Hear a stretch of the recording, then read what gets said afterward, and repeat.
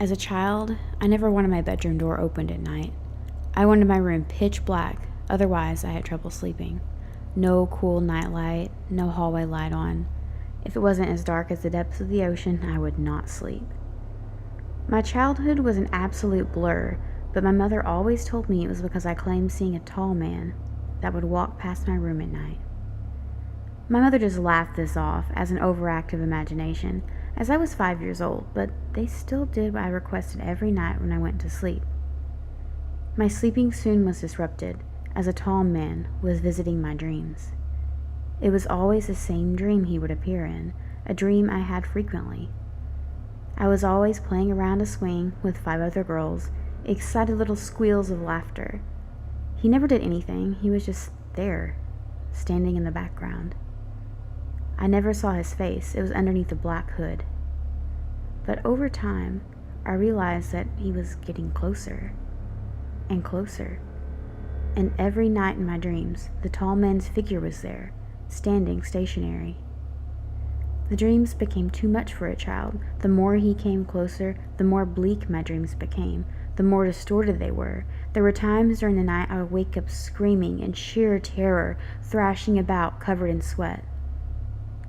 I would sometimes urinate myself because I was so scared. I ended up breaking my arm as I had repeatedly smacked it against my wall. My mother took me to our doctor, who then referred us to a psychiatrist. I had to tell them about the occurring dream I had, where the tall man would always appear. I was examined so carefully, as it was rare for children to get night terrors so frequently and as extreme as this. As I was a child, I wasn't understanding anything that was going on, but my mother had to give me one white pill every night before I went to bed. I didn't question what they were, but Mom said I wouldn't get to dream anymore. And she was right, of course, because I never dreamt of the tall man again. I didn't dream of anything. I'm in high school now, a quiet student, who mostly enjoys being alone rather than socializing. Over the years, I've been prescribed countless numbers of pills by my psychiatrist, the same one who helped me with my night terrors. I still prefer my bedroom doors closed at night, and now I need those soft earplugs because I claim to hear voices, sometimes shrieks, sometimes cries in my house at night. My mother got them after I mentioned it to her at breakfast. I'm glad she cares about my sleep. One day, I asked if I could have one night without taking my medication to see if I could do one night without them. A lot of back and forth arguing ensued. It was decided that I had to take them, and even though I agreed it would be best if I just took them, I was really curious about what it would be like if I didn't take them for one night, so that was that. I had my earplugs, my room was going to be completely dark, so I guess one night was okay. I had my first dream in years that night. The dream was just a faint memory of a 5-year-old me on a swing. I watched from afar, and child me was squealing with 5 other girls around my age. The dream sequence was familiar. But that's before I realized he was right next to me, the tall man.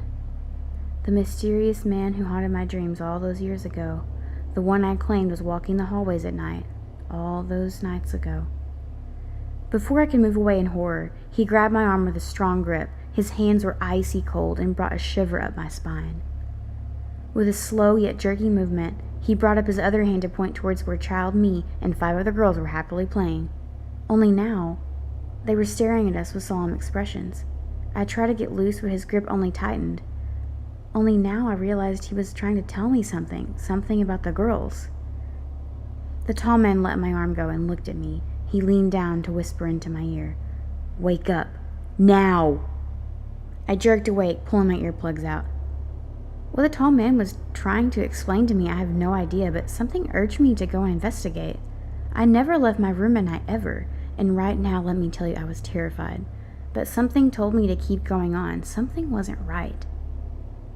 There was a door that led to the basement and always had a giant padlock on it. My mother said I was forbidden to ever go down there and was always in there with cleaning supplies and air freshener. But the padlock was sitting on the counter and the basement door was open. Curiosity got the best of me, and I headed down the stairs, startled by my find. 4 girls were down there, malnourished, surrounded by fecal matter, urine, and the blood and remains of a fifth girl who had died and been eaten by the other girls. There was a sixth figure, the body of a man that looked like it had been there for years, in the corner.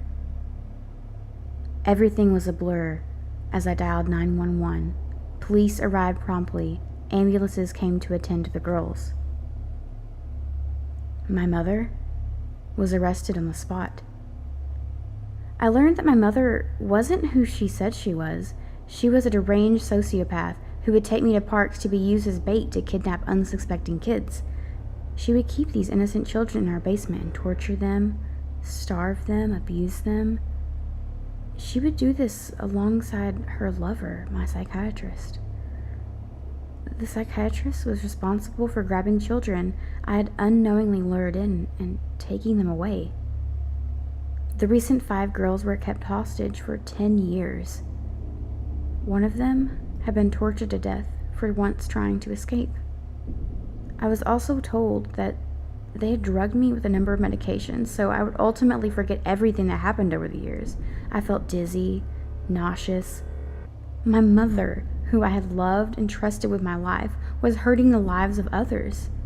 I never knew she could be like this. It pained me. Years have passed since this ordeal. I've been in a better place. I don't need pills to help me with sleep. I don't mind if my door is opened at night. My mother is locked up and was charged with the murder of 13 children and imprisonment of 4 others, so you can imagine how many years that will be. As for the tall man, it was revealed to me that this figure was my father. I immediately recognized him in a photo, and my mother told him he was never allowed to see me after they separated. He came over and found the children in the basement and threatened to tell the police. A fight ensued, and she ended up shooting him and putting his body in the basement. After all these years, he was trying to warn me about the kidnappings that were happening right under the bottom of my house. I sometimes think to myself, what if my curiosity never got the better of me to not take my medication for that one night? How many more victims would my mother have had?